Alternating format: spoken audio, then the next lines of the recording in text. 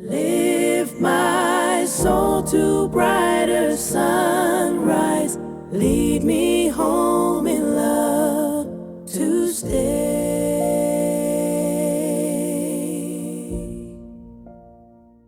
Born Araminta Ross around 1820 in Dorchester County, Maryland, she grew from an enslaved child into a symbol of resistance whose courage reshaped the course of history.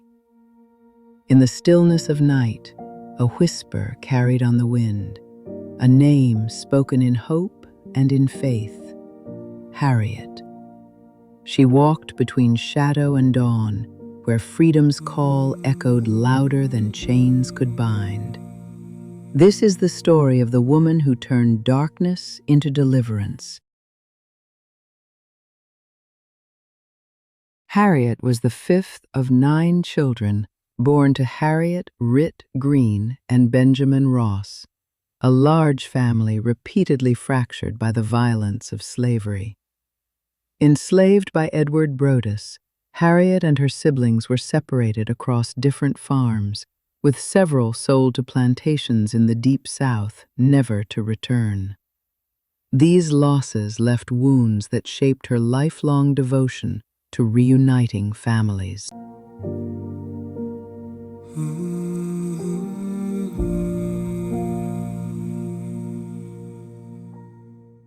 Harriet's foundation was built on the teachings of her parents, who instilled pride, dignity, and unwavering faith.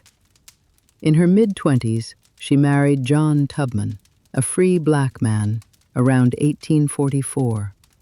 Many years later, in 1869, she married Nelson Davis, a Union veteran, when she was in her mid-40s. She continued to be known as Harriet Tubman. Her deeds on the Underground Railroad, her reputation among abolitionists, and her growing public identity were all tied to the Tubman name. Changing it to Davis would have disrupted the recognition and trust she had already built. Her first husband, John Tubman, had remained in Maryland and remarried after she escaped. He died in 1867. Harriet's second husband, Nelson Davis, shared her life in Auburn, but the world would forever know her by the name under which she freed so many: Harriet Tubman. Her private world, humble, devout, and guided by service, stood in contrast to the extraordinary risks she took in her missions. Swing low on wings of mercy. Rivers rise to wash my doubt. Though she bore no biological children, she adopted a daughter named Gertie and cared for many others as her own. Faith anchored her life. Prayer sustained her through hardship, danger, and loss. As a young girl, Harriet endured brutal treatment and violence. At 13, she suffered a head injury while defending another enslaved boy. The blow caused lifelong seizures and powerful visions, which she interpreted as divine messages. These visions nurtured within her a deep sense of calling, a belief that she was destined to guide others to freedom. Her strength and determination were evident early. She later negotiated to choose her own work assignments, allowing her to work alongside her father in the timber fields. Her knowledge of landscapes, waterways, and night travel would one day help her save dozens of lives. Lift my soul to brighter sunrise.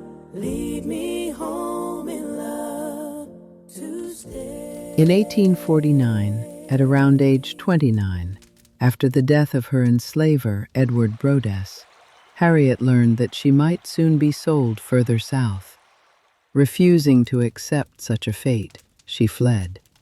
Traveling by night and hiding by day, she followed the North Star from Maryland's eastern shore into Pennsylvania.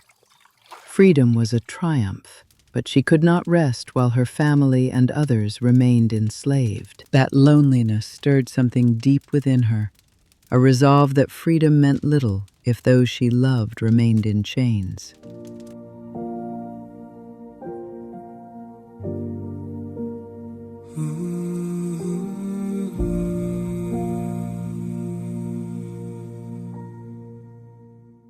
In 1857, she led her elderly parents north.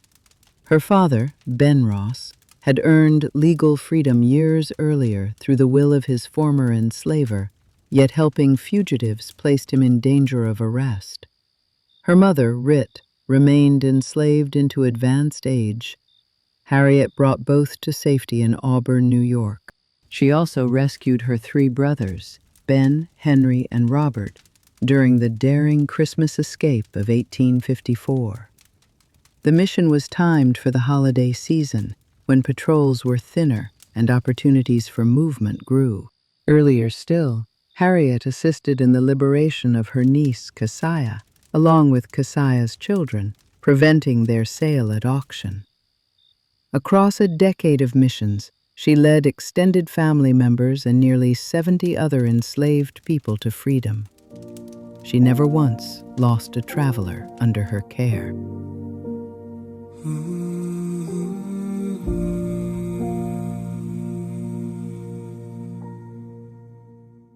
Rewards for her capture grew each year.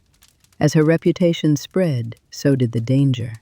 Slave catchers and plantation owners placed escalating bounties on her head. Rewards so high they marked her as one of the most wanted freedom fighters in America. Yet no price was enough to stop her. Harriet carried a pistol, not as a threat, but to prevent anyone from turning back into danger and jeopardizing the group. Her leadership combined practicality with unwavering spiritual conviction. She believed that God guided her steps, and no fear could dissuade her from her mission. Harriet's work eventually brought her into contact with leading abolitionists and suffragists. Though she never sought recognition, her wisdom, bravery, and tactical insight earned respect from some of the era's most influential figures. Still, she remained grounded in faith and purpose, guided not by acclaim, but by duty.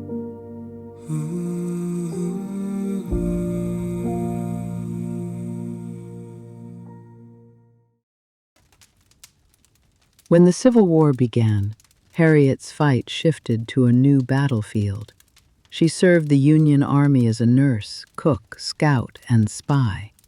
Her most extraordinary achievement came in 1863, when she became the first woman to lead an armed U.S. military operation, the Combahee River Raid, which freed more than 700 enslaved people in a single night. Despite her extraordinary service, recognition did not come easily. For years after the war, Harriet was denied proper compensation by the government she had served, receiving a pension only much later, and only as a widow. She lived modestly, sustained by faith and determination, even as the nation benefited from the freedom she helped secure. After the war, she turned her efforts to caring for the elderly, the poor, and the sick, eventually founding a home for the aged in Auburn, New York. Though Harriet had no biological children, descendants of her rescued family continue to preserve her memory. Ernestine Tina Martin Wyatt, her great-great-great-grandniece, artist and educator, speaks across the United States about Harriet's compassion, humor, and spiritual strength. Rita Daniels and her mother, Geraldine Copes Daniels, have safeguarded the history of Harriet's Auburn homestead and worked tirelessly to preserve accurate family narratives.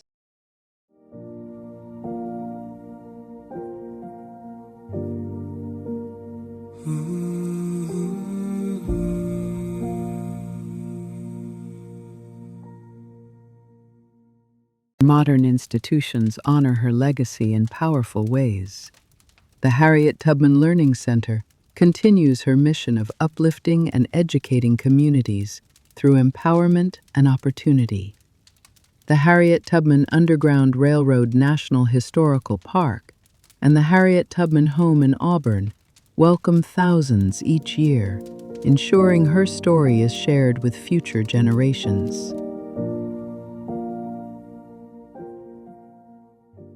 Through their voices and their work, Harriet's spirit lives on in classrooms, museums, historical sites, and public memory. Across cities and landscapes, monuments now stand in her honor, cast in bronze and stone, not to glorify myth, but to anchor memory.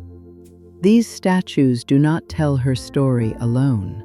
They remind us that her life became a responsibility, passed from one generation to the next.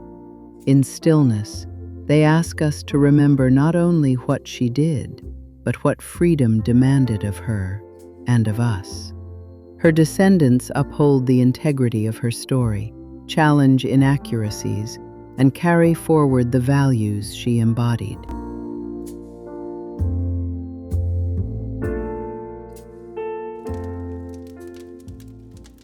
Her story lingers in the echo of her footsteps, each one a testament to courage, conviction, and compassion that continues to illuminate the path for generations to come. Through fear she walked and never fell.